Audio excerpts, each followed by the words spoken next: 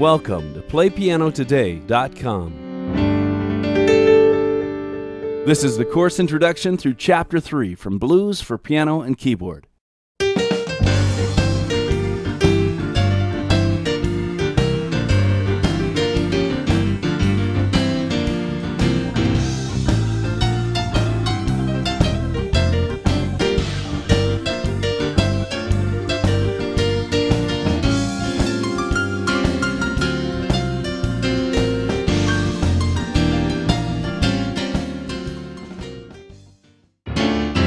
Gospel, rock and roll, country, or jazz.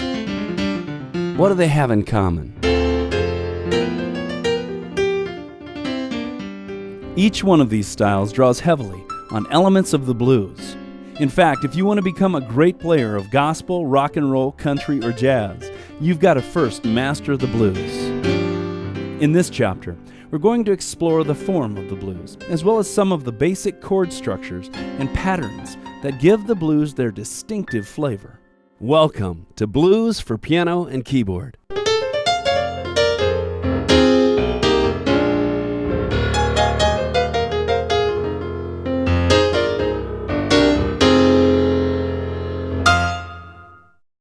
Gospel, rock and roll, country, and jazz music all find their roots in the I'm So Lonesome I Could Cry blues. Everyone knows when they hear music with a blues flavor, whether it's black gospel, straight up rock and roll, rockin' country, or swingin' jazz. But very few musicians are able to produce this kind of music on the keyboard. You certainly can't learn to impart a bit of the blues to your music by reading it from a page, well, at least not very convincingly. In fact, the best way to learn to play the blues is to hang out with someone who's playing the blues. That way you can look over their shoulder and steal all their blues riffs, tips, and techniques that really bring this style to life. And you know, that's exactly what I hope to give you through this blues course. Now, everything in this blues course builds on our original course titled Pattern Piano and Keyboard. Pattern Piano and Keyboard starts from the ground up. It assumes that you've never played, but then it quickly progresses through college-level techniques. If you're brand new to music, or if you already play, but you'd like to learn to play piano or keyboard by ear, check that course out at PlayPianoToday.com. Here we go. The first thing we need to do is look at the form of the blues. Maybe you've heard of the 12-bar blues. This means that there are 12 measures or bars that repeat over and over. Within each of these 12 bars or measures, there's 4 beats.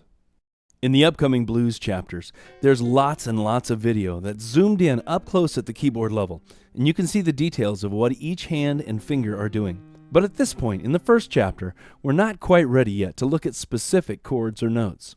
Instead, we're looking at an overview of the 12-bar blues form.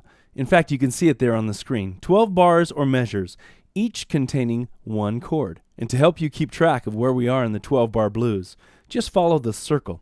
It'll follow along with what I'm playing on the piano. One final thought before I play through the 12-bar blues. I want you not to be too concerned about what notes I'm playing. At this point, I just want you to get a sense for the overall form of the blues. Are you ready? Here we go. Here's C, 2, 3, up to F, 2, 3, back to C, 2, 3, 4, C. Second line, here's F, 2, 3, 4, F, back down to C, 2, 3, 4, C. Last line, here's G, 2, 3, 4, F, 2, 3, 4, C, 2, 3, 4, G. All right, take it home. All right, that's pretty funky stuff. Hang on, because in the chapters ahead, we're going to really dig into this blues style and figure out how to bring it to life on the keyboard. In the next audio clip, you're going to hear me talk about fifths, sixths, and sevenths. Now, if you took our original course, you already know how fifths, sixths, and sevenths are built. But just to be sure, let's do a quick refresher. How do we build a fifth? For the sake of practice, let's say we want to build a fifth in the scale of C major. Starting on the root of the C major scale, count up 5 notes in the scale of C. It's easy to count up 5 notes in the scale of C. After all, they're all white notes. However, if you understand the first 20 minutes of our original course titled Pattern Piano, you'll understand very clearly how to build a fifth in any key or scale. Now that you know what fifths are, let's use them to build a simple foundation in the blues. Look at the blue box again, the 12-bar blues. For each chord, I'm going to play a fifth built on that chord, and then hold it for 4 beats. Here we go. Here's C, 2, 3, 4, F, 2, 3, 4, C, 2, 3, 4, C. Second line. Here's F, 2, 3, and again, F, 2, 3, 4, C, 2, 3, 4, C, 2. Here comes G, G, 2, 3, 4, F, 2, 3. You can do it. C, 2, 3, 4, G, 2, 3, 4. Now we're just at the foundational stages at this point, but don't be afraid to review that as many times as you need to get it really solid, and then move on.